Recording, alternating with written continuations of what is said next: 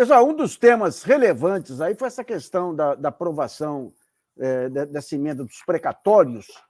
Houve muita crítica aos que votaram a favor da emenda, mas houve um trabalho no Senado também para civilizar a emenda. A nossa entrevistada é a senadora Simone Tebet. Agradeço muito a sua participação, senadora, que foi uma das batalhadoras aí. Senadora, a gente estava querendo entender as mudanças que foram feitas e qual que é a garantia que o presidente da Câmara pode dar de que essas mudanças serão mantidas. Tá certo. Boa noite, Luiz Nassif. Boa noite, Marcelo. Estou te devendo ainda o café lá em Brasília, né, Marcelo? Nós só nos encontramos em Brasília nos corredores da CPI. Boa noite a todos. Nassif, você foi muito feliz ao falar da questão da crítica e abrir esse espaço, até porque é um espaço da esquerda que me permite até fazer uma defesa da própria esquerda, que votou favorável a essa PEC. Realmente, a PEC, do jeito que saiu do governo, saiu muito ruim. E chegou no Senado pior ainda, porque ela foi piorada com emendas não republicanas vindas da Câmara dos Deputados. Eu mesmo votei contrário na CCJ, o PT votou contrário, a oposição e senadores independentes como eu votaram contrário. Entre outras coisas, e esse foi um pedido que eu fiz, e só por muita insistência minha, ninguém tinha percebido, nem a instituição fiscal independente tinha percebido que eles tinham colocado um jabuti grandão nessa árvore, entre outras coisas, porque havia lá a tal da securitização, que no momento a gente pode explicar, você que é um especialista, um dia no seu programa você fala quais são, que na tese, dependendo da forma muito bem amarrada, você pode excepcionalmente criar uma situação, desde que isso atenda o interesse público e tudo mais. Mas, normalmente, isso é feito com outras finalidades. Alega-se que o deságio é muito grande, justamente para poder fazer negociatas com isso. E eu descobri isso e falei, gente, eu não tenho condições de votar esse texto. Graças, inclusive, a essa intervenção minha, depois o relator tirou e não se falou mais nisso. Mas, senadora, eu queria só parabenizá-la por ter levantado esse tema, que o único veículo que deu esse golpe foi justamente o GGN, que o golpe consistia em quê? Você lançou várias ativos imobiliários, ações de empresas estatais e patrimônio que podiam ser adquiridas com precatório. Daí os advogados iam nos coitados que não iam receber dinheiro, iam comprar com baita deságio. Era negociata pronta. Parabéns por ter identificado isso. Negociata para comprar estatal depois, não só com esses precatórios que teriam depois, iam ser entregues com valores mais altos, comprados na baixa e entregues na alta, mas também para todas as outras sortes de negociatas. Resumindo, fazer, inclusive, bancos e tudo mais poderem comprar estatais e bens públicos. Mas esse não era... Esse jabuti foi fácil de ser tirada, porque a gente fiz barulho lá e deu certo. Mas o principal é o seguinte, nós votamos contrário na CCJ, porque a PEC era, assim, a PEC do calote. Era uma PEC que dizia o seguinte, até 2036, o Brasil até teria dinheiro para pagar, fazendo o dever de casa, com corte de gastos supérfluos, mas não tinha interesse em pagar. Devo, não nego, pago, não se eu puder, mas é quando eu quiser. Era uma vergonha, porque, afinal, era querer acreditar que o país não é um país tão rico a ponto de aquecer a sua economia nos próximos 2 anos, como eu acredito que nós vamos estar num outro momento em 2023. Pois bem, diante desta PEC do calote, que deixava solto, inclusive, esse espaço fiscal que não ia ser pago de precatórios, faria-se um corte no precatório, considerado um subteto, para se pagar 40 e poucos bilhões de reais todo ano e todo o restante rolando a dívida, esse espaço fiscal ficava solto para fazer graça, para colocar no RP9, orçamento secreto, comprar eleição em 2022 e comprar a maior bancada na Câmara dos Deputados. Quem quer que ganhasse ou que ganhar a presidência da República em 2023 teria que estar tendo que conviver com o Congresso ou com uma Câmara e mesmo com o Senado ligada ao Centrão, porque seria dinheiro na veia do Centrão, como está acontecendo, para ele jogar lá nos seus currais eleitorais. Então, diante desse cenário todo, nós dissemos, não dá para pagar, não dá para aprovar. Só que quando nós pegamos os cálculos feitos pela Instituição Fiscal Independente do Senado, que nós confiamos, quando nós pegamos os cálculos do espaço fiscal, nós vimos que eles, espertamente, o governo, para resolver o problema do Auxílio Brasil, colocou o Auxílio Brasil dentro desse pacote. E aí veio uma escolha muito difícil, inclusive pela própria esquerda. Como deixar de dobrar, de turbinar o Bolsa Família nesse momento que as pessoas estão passando fome, né? Não dá para esperar 2023, não dá para esperar o próximo presidente da República. Então, diante disso, nós entramos no circuito, a minha área jurídica, eu sentei, fiz uma contagem de voto, aí nós conversamos com alguns senadores e chegamos à conclusão que o governo não tinha voto para aprovar a PEC no Senado. Foi quando eu falei, olha, agora dá para entrar. Então, entrou uma frente de senadores do PT, do PSDB, do Cidadania, eu pelo MDB e na rede o Randolph Rodrigues. Nós chegamos e Alessandro Vieira pelo Cidadania. Nós colocamos as nossas condições. Tudo bem, por conta dessas milhões de famílias, 3 milhões de famílias que estão na fila do Bolsa Família, nós aceitamos entrar com uma contraproposta. Qual é a contraproposta? Também essa foi uma sugestão minha. Trazer de 2036 para 2026 o subteto.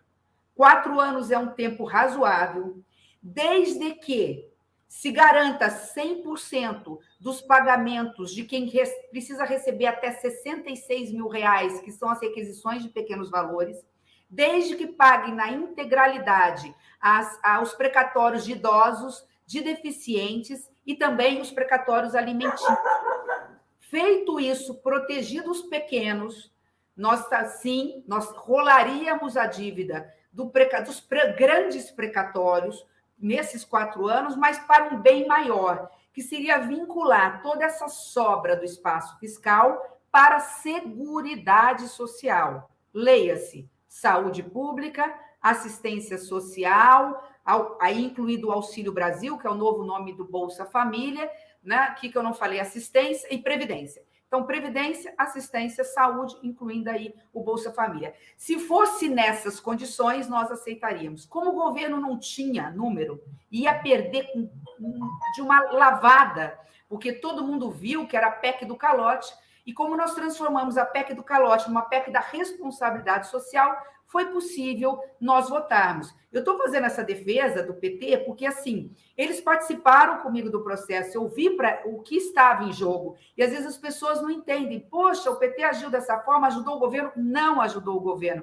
O que nós fizemos está tudo muito bem amarrado para ir tudo para programa social.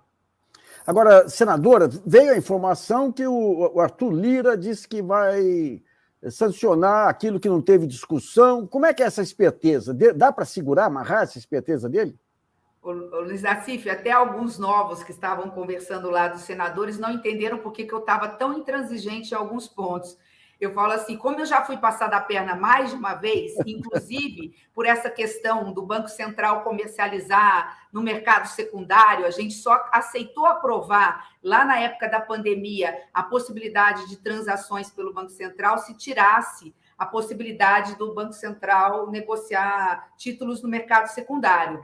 E aí, depois, eles transformaram na redação final, arrumaram uma redação final, colocaram incisos para poder cortar, e a Câmara retirou isso e aprovou a Lei 100. Então, eu estou dando um exemplo para falar dos inúmeros exemplos que, infelizmente, a gente tem dessa relação complicada que hoje o Senado tem com a Câmara, especialmente agora com a presidência do Lira. Desconfiada, eu fui intransigente, depois do acordo feito, eu ainda coloquei mais um item na mesa, que foi o seguinte, e aí, se eles foram espertos, nós fomos mais espertos ainda. Nós colocamos no único artigo, no caput do artigo, a seguinte situação: tanto o subteto viria para 2026 e não 2036, como vinculamos o espaço fiscal para a Previdência, tudo no caput do artigo. Ou seja, o governo, ele até tem, e ele pode, o Lira, acho que até que deve, ele pode promulgar um item da PEC, que é o item que abre um espaço fiscal esse ano de 60 bi, que dá para pagar o Auxílio Brasil em dezembro e em janeiro. Mas ele vai ter que colocar para votar o restante do que nós aprovamos, por quê? Porque nós amarramos de tal forma que agora, a PLOA que vai ser votada agora, a lei de orçamento, vai ter que colocar 89 bi para precatório, porque não tem subteto ainda. Consequentemente, em 2022, nós vamos ter, o governo vai ter que honrar todo o precatório, enquanto a Câmara não analisar o nosso texto. O que significa que a única sobra que nós deixamos só dá para pagar o Auxílio Brasil. O Lira vai ter que colocar para votar, lembrando que se ele mudar, volta para o Senado e nós não aprovamos se todo esse recurso não tiver vinculado à Seguridade Social. Mas ele aprova esse ano ainda? Ele aprova esse ano ainda, até a prazo? Marcelo, eu acho que não, porque o PDT, salvo engano, ele é contra. E se não houver um acordo unânime de líderes na Câmara, é diferente do regimento interno do Senado. Na Câmara, as PECs, elas têm que passar pela CCJ e pela Comissão Especial num tempo longo. Eu acho que ele não dá conta de chegar a esse acordo. Tomara que dê. O Brasil precisa de paz para, né? Tomara que dê. Mas ainda que ele não dê, nós tomamos o cuidado de não deixar nenhuma família ficar fora do Bolsa Família, dos 3 milhões de famílias que estão na lista, porque o espaço fiscal que está criado num inciso que nós não mudamos da Câmara, abre um espaço fiscal de 15 bi para vacina e 60 bi para pagar o auxílio. Então, daria para pagar o auxílio turbinado no mês de dezembro, eu acredito também que no mês de janeiro. Ele teria que correr no mês de fevereiro com essa aprovação. Senadora, duas coisinhas. Primeiro, esse seu conhecimento das malandragens aí do mercado, de onde que advém? Porque essa questão das compras do Banco Central no mercado secundário é um escândalo. E, além disso, quando o Banco Central tomou essa decisão de fazer essas compras, deu uma reversão total nas bolsas. Se algum eventual, em algum país distante, assim, algum eventual ministro da Economia ou algum presidente do Banco Central tivesse fundos offshore, certamente haveria uma investigação para saber se houve negociação desses fundos nesse período. Então, eu divido em duas partes. Primeiro, essa questão de onde vem esse seu conhecimento de mercado, e segundo, se não vai ter uma investigação sobre não sobre se Roberto Campos Neto e Paulo Guedes têm offshore, mas se movimentaram a offshore nesse período. Bom, de trás para frente, parece-me que no caso do presidente do Banco Central, realmente ele não movimentou. Acho que até chegou já informações. Eu não sou da CAI, mas parece-me que chegou alguma informação nesse sentido. Em relação ao ministro Paulo Guedes, não. O ministro Paulo Guedes, eu tenho uma séria desconfiança, porque ele saiu, mas a filha continuou. Ele não poderia fazer isso. O Roberto Campos, ele antes de assumir a presidência, na sabatina, ele entregou um documento e declarou que tinha offshore, que é o que a legislação existe. Eu não estou eximindo, não. Que eu acho eu compraria um carro usado dele e não compraria do Guedes. Não, exatamente, é isso que eu estou dizendo. Não, eu não sei se eu compraria de nenhum dos dois. Eu não estou dizendo, não estou querendo defender, eu só estou querendo ser o máximo justa possível, porque na minha concepção, né, é um crime quem não tem. Eu entendo um empresário, um comerciante, um produtor rural que gera emprego, que gera renda no Brasil, pegar uma parte da sua renda e falar, olha, eu por garantia, eu não faria isso, eu não faço, não tenho. Mas eu entendo até que quem gera emprego no Brasil fala, olha, esse país não é um país sério, eu vou pegar uma parte e vou aplicar em algum outro lugar. Mas nós estamos falando de dois personagens, especialmente do ministro Paulo Guedes, que não gera emprego no Brasil. Quer dizer, ele não gera riqueza no Brasil, ele não gera emprego direto, não gera emprego indireto. Ele vive do mercado financeiro, assumiu um ministério e ainda pega o seu rendimento, a sua economia, que não é pouco, diga-se de passagem, e coloca para fora do Brasil, ele não merece estar na cadeira de ministro da Economia. Então, essa pergunta está respondida. A segunda, Luiz, eu não sei te responder, eu só sei que eu apanhei muito para ser o que eu sou hoje, uma otimista realista. Eu era uma otimista idealista. Eu acreditava em Papai Noel, na política, acreditava que todos tinham sempre boas intenções, que a palavra dada era cumprida, que é uma coisa que eu aprendi pela minha origem árabe com meu saudoso avô, né? Do fio do bigode, você sabe do que eu estou falando, sim. Depois você explica para os seus ouvintes e quem está nos assistindo. Mas, assim, eu sou dessa geração, né? De uma tradição onde as coisas, o que é certo, Eu falo que eu aprendi com meu pai uma frase que eu não esqueço, recentemente comentei, que na vida há sempre dois caminhos, o caminho fácil e o caminho certo. O que eu quero dizer é que o caminho certo sempre tem pedregulhos e dificuldades, mas é o caminho que precisa ser percorrido. Eu apanhei muito para perceber que a gente tem que sempre olhar nas entrelinhas. Então, eu tenho uma facilidade, que a minha área é o direito, então, quando eu pego um texto jurídico, eu olho o que está nas vírgulas, nas entrelinhas. Eu não olho o texto principal, porque eu sei que os jabutis não estão lá. E eu sei também, porque eu já fui passada a perna mais de uma vez, por muitos colegas, não só do meu partido, mas fora deles, né? E agora, eu falo assim, agora ninguém me engana. Né? Se acharem que estão me enganando, é porque eu estou me deixando enganar, porque o meu objetivo é outro. Foi o caso, por exemplo, quando eu concorri à presidência do Senado. Eu concorri sabendo o que ia acontecer. A RP9, o orçamento secreto, ele imperou. Né? Era 30 milhões, 70 milhões, quanto você quer para votar no adversário. Eu sabia, mas eu sabia que eu precisava, em nome das mulheres brasileiras e das políticas, que são poucas, abrir um caminho. Eu queria ser a primeira mulher candidata da história do Senado, porque eu vou repetir também o que eu disse no passado. Eu quero estar aposentada, assistindo a televisão, a TV Senado, e vendo a primeira mulher sentada na presidência do Senado Federal e falar, de alguma forma eu contribuí porque eu abri caminho. Então, é um pouco disso. Assim, a política hoje no Brasil não é fácil, a gente não tem mais aqueles grandes estadistas que honravam compromissos, e a gente tem que ficar esperto, Luiz. Eu não sei se eu consegui te responder, mas é mais ou menos por aí. Mas só uma questão importante aí para a gente... vocês praticaram aí na CPI da vacina aí um acordo interpartidário interessante. Agora, um precatório, outro acordo interpartidário. Nós temos hoje um país sob ameaça da ditadura, ou seja, ele não estipou o risco da ditadura. Como que você vê a possibilidade de uma grande aliança em favor da democracia, hoje, nessas circunstâncias de polarização, divisão de partidos e tudo? Eu vejo que é natural, eu particularmente acho que nós não podemos correr risco. Eu vi um pedacinho só, porque eu também estava ligada aqui, mas eu estava numa outra live, por isso que eu não pude entrar desde o começo, mas eu vi alguém, eu não sei se foi o Marcelo, falando assim, eu não ponho minha mão no fogo, não, eu não arrisco, não. Eu também sou dessa tese. Eu venho de uma região muito tradicional e conservadora, que é o centro-sul do Brasil, que numa disputa no segundo turno entre Bolsonaro e Lula, eu tenho minhas dúvidas do que pode acontecer. É óbvio que hoje Lula é um franco favorito, ninguém discute isso. Né? Eu mesmo já posso garantir que eu não dou meu voto para o Bolsonaro, não é, mas eu tenho minhas dúvidas. Então, eu acho... Desculpa, Marcelo, você ia falar alguma coisa? Eu só ia perguntar se o fato do Lula ser favorito lhe assusta.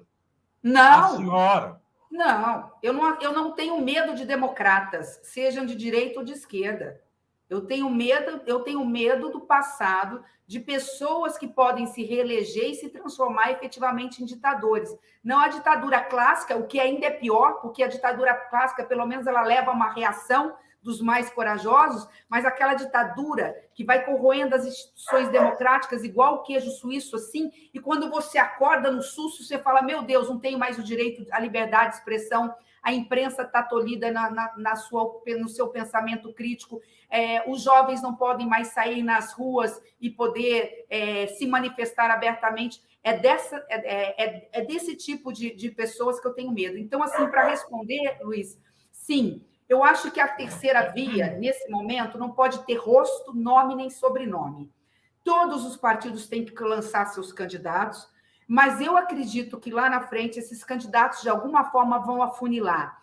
Nós precisamos desidratar o Bolsonaro para colocar alguém que minimamente possa estar no segundo turno e, de forma democrática, estar fazendo o processo eleitoral. Se o presidente Bolsonaro faz o que faz, com baixa popularidade, num primeiro mandato, imagine o que faria. E, por fim, né, ele, num segundo turno, com armas na mão e com a caneta na mão, tendo o risco de perder para a esquerda, ele entrega o poder? É essa pergunta que me fica no ar. Então, eu não quero correr risco também, não. Senadora, uma última questão. As chagas do impeachment estão curadas? Olha, é tão difícil, a política está tão dinâmica. Eu não vejo essa possibilidade de impeachment do... Você está dizendo do presidente... Não, eu digo as chagas da Dilma. Atrás, não sei. Eu sou uma pessoa de centro que a vida inteira convivi, tanto com a esquerda quanto com a direita. Aqui no meu estado, inclusive, eu dei aula há muito tempo e, normalmente, meus alunos tinham uma tendência mais esquerda, eu tenho grandes amigos. Né? Eu posso ser assim, eu posso ser chamada nas redes sociais de golpista, mas aqui no meu estado isso nunca aconteceu. Eu ajudei Dilma votando projetos importantes. Meu pai deu posse para o presidente Lula como presidente do Congresso Nacional que ele era. Então, assim, eu tenho sim uma visão um pouco liberal da economia, não sou a favor de privatização de Petrobras, não sou a favor de privatização de bancos públicos, nem de BNDES, coisa parecida. Já me posicionei contra a privatização dos Correios, mas eu tenho uma tendência mais liberal na economia. Só que eu sou extremamente progressista na pauta de costumes. Isso me faz me aproximar muito, principalmente das senadoras e deputadas da esquerda, a gente trabalha muito bem juntos. Então, não sei, tem que perguntar para a esquerda se essa chaga já foi curada. Eu queria fazer duas perguntas. Uma ainda sobre eleição. A senhora acha, com tudo que se fala, com tudo que se viu, que o método Moro de funcionar é uma ameaça à democracia? Caso ele... Desculpa, Marcelo, está baixo. A senhora acha que o método do Sérgio Moro agir é uma ameaça à democracia, caso ele venha a ser eleito? Eu acho que tem um fator até anterior, se você me permitir. Eu acho que Moro tem duas... eu agradeço muito a sua pergunta. O Moro é um outsider, né? Não tenho problema nenhum com todos eles, eu dialogo com todos eles, inclusive com o Sérgio Moro. Mas ele é um outsider. Veja, e ele tem uma resistência dos partidos tradicionais. Se ele não conseguir o número percentual eleitoral suficiente para sozinho ir para o segundo turno contra o Bolsonaro, eu não vejo esses partidos tradicionais dando a vice para ele, ou quando eu digo a cadeira, né? O vice para ele. Consequentemente, ele não deixa a terceira via crescer e garante o Bolsonaro no segundo turno. Com isso, ele pode sair de vilão. É a minha percepção. Por quê? Porque, repito, ele não deixa a terceira via crescer e ele não chega no segundo turno contra Bolsonaro. Consequentemente, ele sai de vilão. Então, a única sim, sensação que eu tenho para te responder essa pergunta, a minha única dúvida o Moro vai conseguir suplantar o Bolsonaro em número de votos? Ele tem uma rejeição muito alta. Vai depender muito mais do Bolsonaro, quanto o Bolsonaro vai cair e não quanto o Moro vai crescer. Agora, não dá para negar, isso a gente sabe. Eu não sou garantista, como todos, assim, e não sou lavajatista. Eu tenho uma percepção muito clara do que é um Estado de direito, onde se garante ampla defesa, contraditório. Eu, particularmente, sou até a favor da prisão em segunda instância, mas não é essa prisão em segunda instância que todo mundo fala. É aquela prisão em segunda instância apenas quando exauridos todos os recursos que permitiriam alguém ser absolvido. Então, é muito distante. Quando eu chego nesse patamar e eu gasto 2 anos só recorrendo de forma protelatória, aí eu sou contra. Então, eu não sou nem a favor da prisão em segunda instância, ponto, e nem contra a prisão em segunda instância, ponto. Eu sou a favor em que todas as instâncias sejam percorridas, segunda, terceira, etc., até o momento que o direito penal fala o seguinte: você usou todos os recursos cabíveis, você foi condenado e você vai ter que ir para a cadeia. Aí eu pego o embargo declaratório, que não tem poder de rever decisão, embargo infringente, que não tem poder, e fico protelando por anos. Isso é que tem que acabar. Não é revisitar essa questão da prisão em segunda instância, que já está definida e decidida pelo poder Judiciário, que é assunto encerrado, né? Então, enfim, desculpa, nem sei porque eu cheguei aí. Eu só queria agora a última pergunta da minha parte. Todo o trabalho da CPI foi em vão? Cadê? De jeito... Está dando frutos? Muito. A senhora vê? Você viu a decisão hoje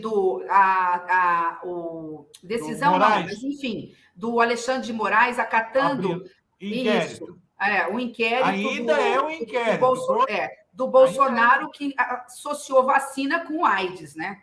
Quer dizer, vamos lá, de forma muito rápida. A CPI colocou vacina no passo do povo brasileiro. Se nós não tivéssemos CPI, não teria essa agilidade. Seriam pelo menos 60 dias mais de atraso, não sei quantas mil mortes. Segundo, a CPI expôs o governo negacionista que nós temos, que nega a ciência, que não respeita a vida de ninguém. Ela atingiu, na essência, esse governo.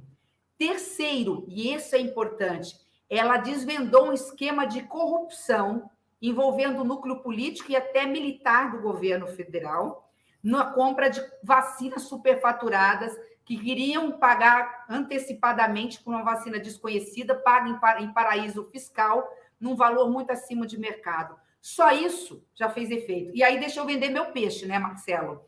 Ela expôs a força da política, não digo feminina, né? Da mulher que faz política no Brasil. Quer dizer, mostrou para as mulheres, elas se sentiram reconhecidas, que as mulheres são competentes, elas são preparadas, e ali tinha senadora da direita, da esquerda, da oposição, e nós acho que fizemos bonito no processo. Então, deixa eu vender meu peixe aqui. Mas sim, e uma pena, até essa questão que foi falada, Luiz, colocamos o André Mendonça no Supremo Tribunal Federal, mas era isso ou Aras, era uma escolha entre dois As. Eu fui chamada para um processo não republicano de um senador muito influente, chegou para mim, bora derrotar o Mendonça, o termo foi isso, bora derrotar o Mendonça. Eu assustei porque era um governista, eu assustei, ele falou, não, vamos colocar gente nossa, vamos colocar o Aras. Eu sabia qual era o objetivo, proteger senadores, passar pano nos processos. Falei, mas eu não voto no Aras. Aí, naquele momento, eu vi o que estava acontecendo por trás. Então, às vezes, na política, é uma escolha de Sofia. A gente tem, às vezes, que escolher entre o ruim e o péssimo, né? Mas é o que temos, por enquanto, para hoje. Tá, joia. Senador, obrigado por sua participação aqui no GGN. Um grande abraço e bom fim de semana. Obrigado, senador. Obrigada. Muito obrigada, Marcelo. Te devo um café ainda. Vou cobrar. Pode ficar certo. Até mais, então. Um abraço.